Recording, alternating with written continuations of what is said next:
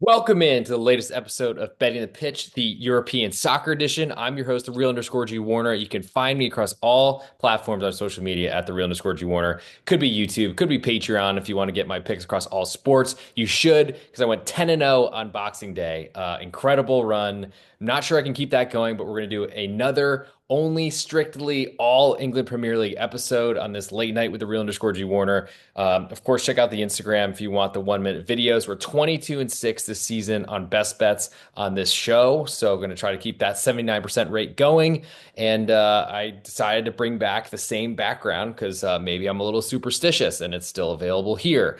Might wake my mom up. She'll probably come down and kill me, but at least you'll get a best bet before I'm dead. If you're not following across all social media platforms, please do that. Follow the podcast Betting the Pitch on Twitter. It's the at the pitch betting plus on YouTube and I guess excuse me on Apple Podcasts and on Spotify. Check out Betting the Pitch. That's the podcast where you can find all of the goodies. And if you're a YouTuber, go to youtube.com/the real underscore G Warner and you will find what you're looking for. So I just tweeted out that I'm live.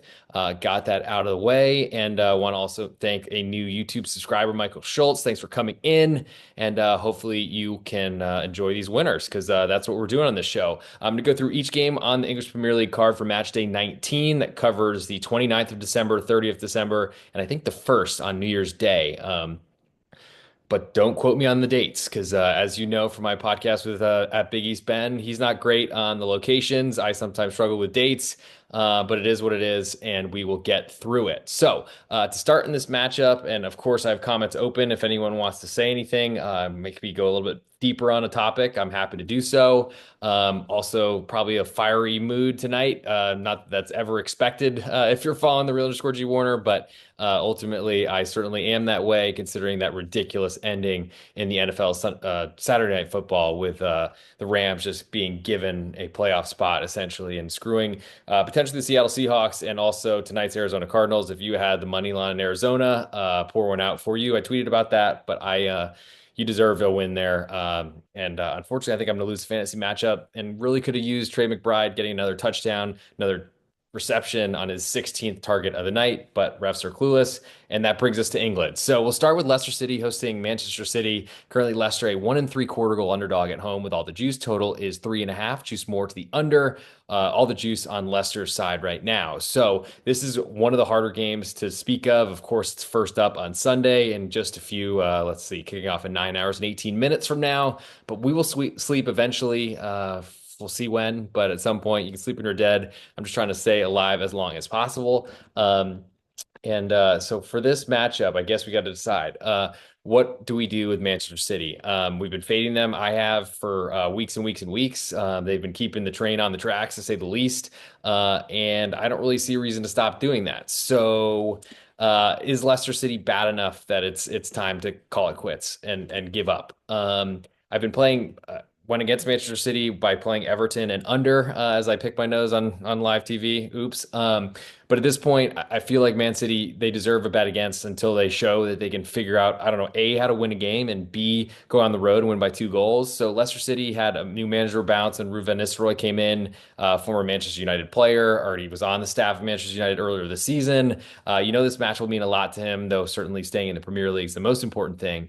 But there's just I think, a lot of problems at Man City, and we've all seen that. But clearly the odds makers or betting markets won't adjust. I mean, I guess Manchester City could have been a 2 1/4 goal favorite earlier in the season to an awful Leicester side getting promoted from the championship. But I mean, I don't believe that. It seems to me like there's no real adjustments here, and I'm just going to keep betting the other way until I change my mind. This is not a play that I would have felt comfortable doing, probably. I mean, it is a home underdog, so that's kind of what the real underscore G Warner is about. But at this point, fading Manchester City is what I'm about, and I see no real reason. I've made enough money betting against them so far. It's almost like you ride that streak because it only can die once. Um, all cats have 9 lives, but streaks have one. But they do run forever until they run out. So pretty interested in Leicester City getting that 1 3/4 goals. I think I'm less interested in under 3.5. I guess that certainly does correlate home underdog and the under low scoring game would be best for Leicester. Maybe we see Jamie Vardy in this matchup after he missed the last matchup with a knock. Late kind of withdrawal, it seemed to me. But Leicester are not good. But they played Liverpool really tight, took a lead at Anfield. Maybe they're eyeing this matchup, even with the defending four-time champions coming into town, and wanted to save Jamie Vardy's legs and keep him as healthy as possible. Who knows? We'll see. But I'm certainly waiting also to see if this will climb to a two-goal underdog. I doubt it, especially with how poorly Manchester City have played in any like form measure you want to look at. But at this point, I'm just waiting and seeing and really curious about how much Manchester City money will continue to catch. Betting a team that looks completely out of its gourd. Pep Guardiola is scratching his face to blood because he's just so frustrated because he doesn't know what to do when he's not killing other teams, and that doesn't look like it's going to happen this year for Manchester City. So we'll move next to a big window of matches all on the Sunday 10 a.m. Eastern time. It's only 30 minutes after that Leicester City match kicks off, so feels like a cup Wednesday, except everyone's playing in the Premier League.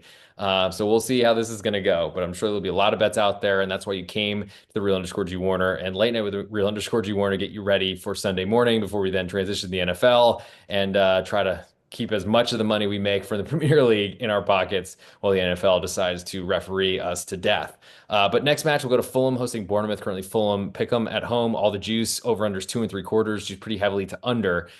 Bournemouth has not been great ever since I think having a great start to the season, but they're high in the table. So who am I to say that? Love Andoni Iraola, as anyone who's been following this podcast knows, been all over him since his days at Rayo Vallecano. Done nothing different in the English Premier League, most expensive league in the world, and I really like him as a road underdog here. But I don't think I'm not really in a position where I'm playing a lot of road underdogs at Pick'em. I'll be waiting to see Bournemouth catch a quarter of a goal from Fulham. And I think we see that. Numbers been jockeying back and forth between that, and Fulham are very juiced at the moment. And Fulham are coming off a road win in a West London derby on the road at Chelsea. Perfect spot for Bournemouth to come in, keep this a low scoring matchup, which Fulham have looked really good possession wise and controlling games, but they haven't been scoring a ton of goals until they overturned a 1-0 deficit on the road at Chelsea with 2 goals and 2 counterattacking goals and great ones at that. I think Fulham are in a really, really tough spot coming off a big local derby win that Fulham are always a little brother and never seen as an equal to Chelsea by any means. It certainly shouldn't be because of the amount of money that's spent on the two rosters. But at this point, Fulham have been great. I'm very scared to fade them, but I do think there is some value if Bournemouth move to back to that quarter of a goal underdog. Until then, I think I'm more interested in under 2 3/4. I think it's going to be a tough match and a tough spot for Fulham to come up with back-to-back great showings, though I don't really love fading teams that have been making me money as they did on the road at Chelsea just earlier this week. Moving next to Everton hosting Nottingham Forest, calling Everton a pick'em, but with more juice than Nottingham Forest sitting, I think, third in the English Premier League table. Total is 2 1/4, juice really heavily to under. This is probably a number I want to get into tonight, as we are 9 hours and 43 minutes till kickoff in this one.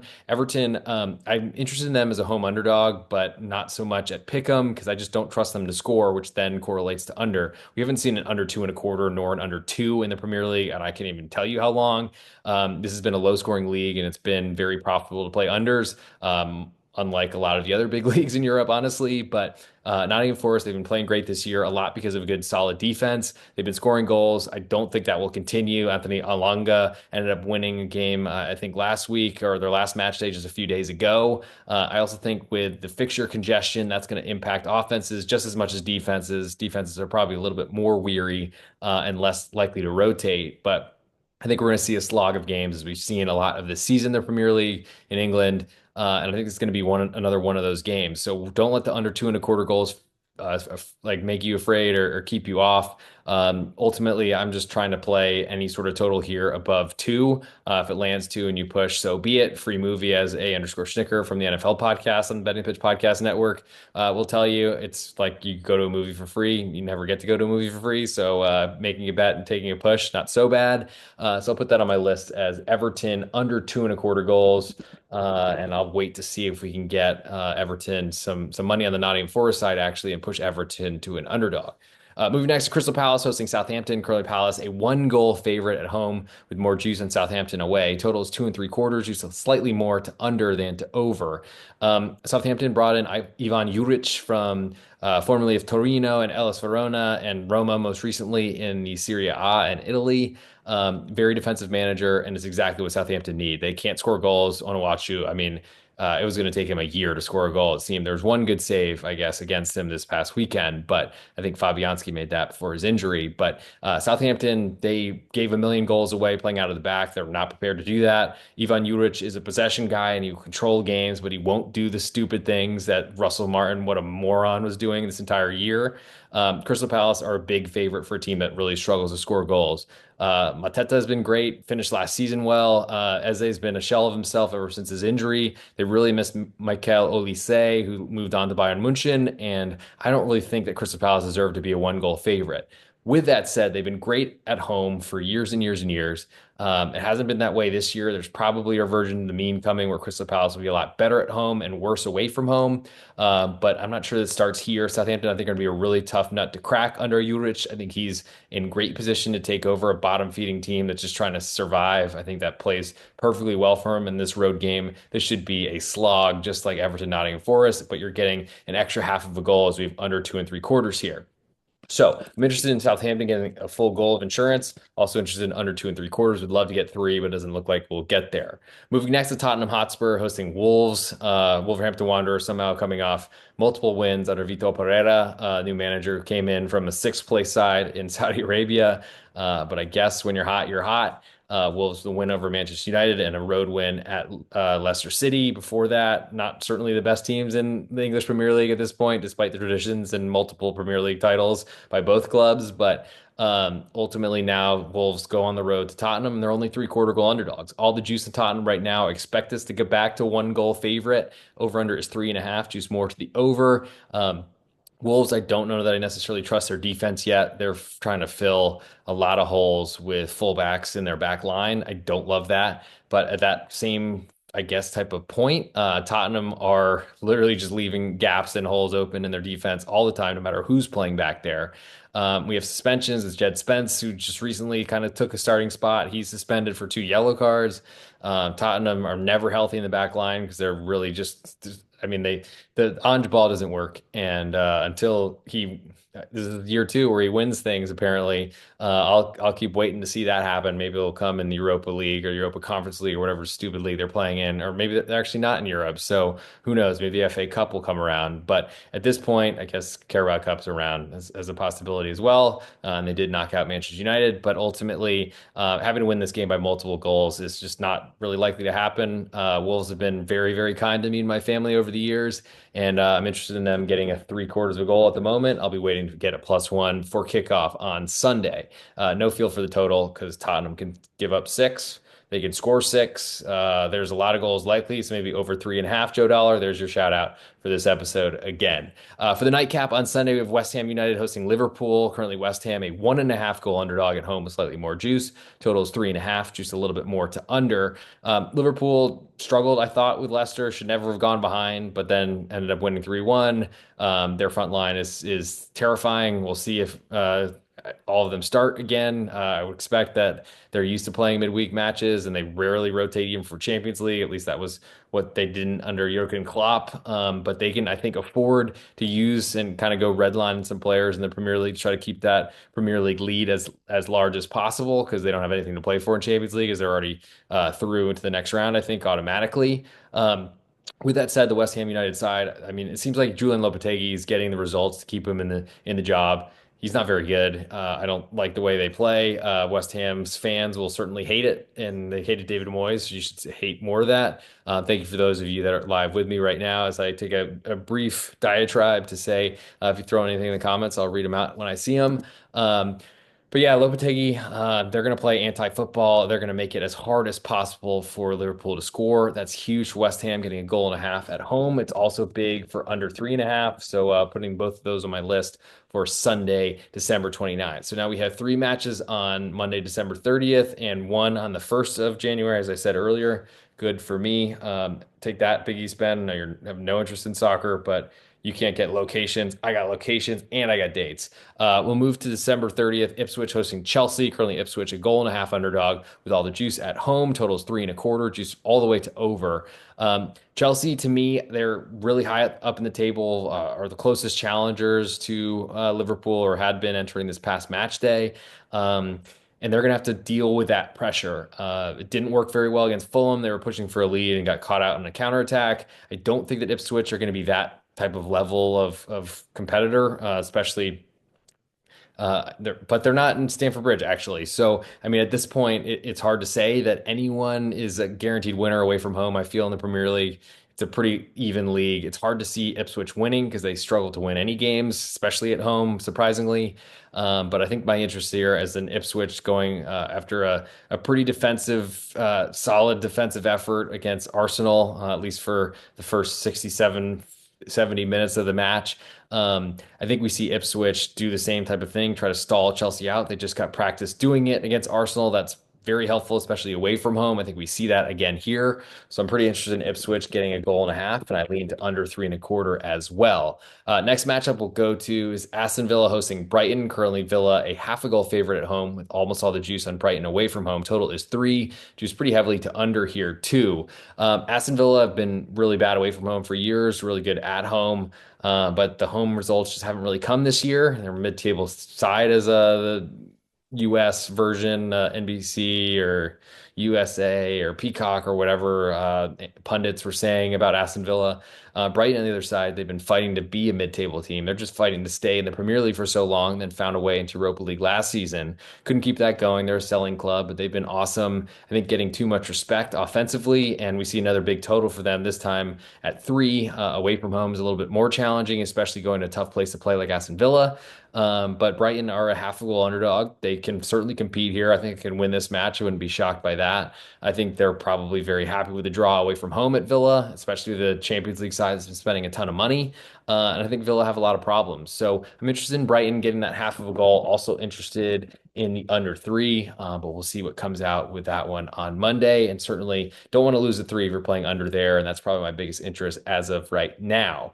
Last on Monday, we have Manchester United hosting Newcastle, currently a pick 'em with more juice, surprisingly on the Newcastle side, though that's been coming down. I think some people, whoever they are, crazy people or just really big interests in home teams have been backing Manchester United because there's not a lot to show for. Ruben Amorim coming in and looking maybe like this job is too big for him. Maybe it's not so simple to move from Sporting Lisboa to the halls of Manchester United. But total here is 3, juice all the way to under.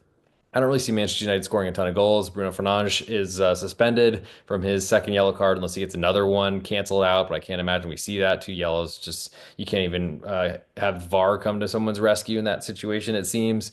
But Newcastle, I mean, they've been playing great. They're much better at home than they are away. So that is something to think about here. But I think my biggest interest is potentially seeing a Newcastle's offense potentially struggle a little bit more away from home, having no faith in Manchester United to score goals at home. So I'll put Newcastle under 3 goals on my list for my best bet on Monday. And then I guess the last one, which is the first matchup of 2025. I don't know that we have any other leagues playing on New Year's Day, but thank you to the English Premier League never taking a day off or a week off, it seems. Brentford, a goal and a quarter underdog at home to Arsenal. Total is 3. A lot more juice on the Brentford side and a little bit more to over. So Brentford have been great at home, scoring a ton of goals. I thought I guess they got their second point of the season away from home midweek in a goalless draw at Brighton. Big deal. Honestly, it actually is a big deal because they have been so bad away from home, losing every match except for one, which they drew. That should bring them a little bit of confidence, or as should their success at home to Arsenal over the years. I think Brentford at a goal and a quarter is of great interest to me because they will keep this match close. Arsenal dealing with a ton of injuries. They're not really the same team anymore. And I think this is going to be a tight game. We might see some goals here, which does make the under 3 a little bit more scary. I still think Arsenal's defense is great and it certainly travels very well, a lot because they pounce on their opponents. But Brentford, they don't need a lot of chances. They find goals out of nowhere. They're really efficient at long throw-ins and set pieces and such. And I think that might actually play into keeping Arsenal's set pieces from being so effective. So a lot more to like on this card, even after a sweep of the Boxing Day slate. Hope you are all with us for that episode. And if you're not, make sure you hit subscribe on Betting the Pitch on Apple Podcasts or on Spotify or on YouTube at @the_Real_G Warner, and you make sure you won't miss another episode. So that is the English Premier League. The next set of games, match day 19, I think, as it's called. Forgive me me on the number on that. That I have no idea if I'm right about, but we'll see. And now it's time to pick an ultimate best bet. But I want to make sure that I check to see if I didn't get any comments that I missed. I don't think I did. So thank you for coming in, those of you that are live with me, late night with the real underscore G Warner. For those, Michael Schultz, as I already shouted out for a new YouTube subscriber. Thank you for coming in there. Could certainly use as many of those as possible. I think we need like 900 more to get to ads. So you got a long way to go of ad-free content from the real underscore G Warner if you're a YouTuber. Of course, you can find the shorts there, and that's what I do at the end of the show is I make a 1 minute video and post it on Instagram Reels at the real underscore G Warner and on YouTube, same at the real underscore G Warner in their shorts area. If you got tips on what I should do to make it more interesting, please don't hesitate to shout them out. Thank you for the congratulations on the last episode, and I hope that we have more of those to come. In terms of plans for this podcast, considering we have not put out an NFL episode, we've had a lot of scheduling conflicts with the holiday. My bad. I'm going to try to figure out what to do because we haven't put an NFL episode out, and we've already had match games on Wednesday, on Thursday, on Saturday. So we got a small slate on Sunday. I'm probably going to go live, I think, at some point, maybe after the English Premier League and Serie A kick off on Sunday. I think that's the plan, but don't quote me on that. I will try to give an update on what's going to happen with that later, and I'm hoping to get underscore Snicker to wrangle the kids away from him for a second and try to get him on the line. So that's have been covered. College basketball podcast pretty much was all covered. The games we went through today with Big East Ben. Or Saturday we did have a Sunday game mentioned on there. So check out pregame.com if you're looking for some of that, and also get ready for us moving to 2 episodes a week starting in the new year, which is about to happen. So I guess it's now time for the ultimate best bet. So let's get in to it. Just make sure that I have everything aligned, and I think I do. So let's try to keep this alive. Hey, this is real underscore G Warner on Instagram, Patreon, Twitter, and on YouTube. I need to switch the background, and so I'm going to start this over. Okay, 1, 2, 3. Hey, this is real underscore G Warner on Instagram and Patreon, YouTube, and anywhere you can find me across social media. We went 10-0 on the Boxing Day slate. Incredible. 22-6 year to date on our best bets. And that's what we're doing right now, this portion of the show. I go through every European league, every bettable soccer matchup, midweek, end of week. But in this game and this day, we're only doing the Premier League, trying to keep that momentum going. And it's kind of only game we got in town besides the Serie A episode, which just recorded. You can watch that or listen to that next. But for my best bet on this episode, I'm going to go with that Newcastle Manchester United under 3 goals. I think we see Newcastle's offense a little bit more stagnant away from home, especially in Old Trafford. But how can you expect Manchester United to score goals at this point? You can't. You won't. I won't. And I'll be betting against it as I have all season. I just don't feel like they have goal scorers, and Bruno Fernandes' suspension is a big deal. Who's going to create for them? I don't know. And there's probably a better chance they'll keep 11 men on the pitch, which is just what you need for an under 3. So that'll do it for this episode. Thank you for tuning in, especially late night, those of you that are live. But wherever you're joining, whenever you're watching, listening, I'll appreciate all of that. Have a great evening, and let's get some sleep and go find some more winners tomorrow.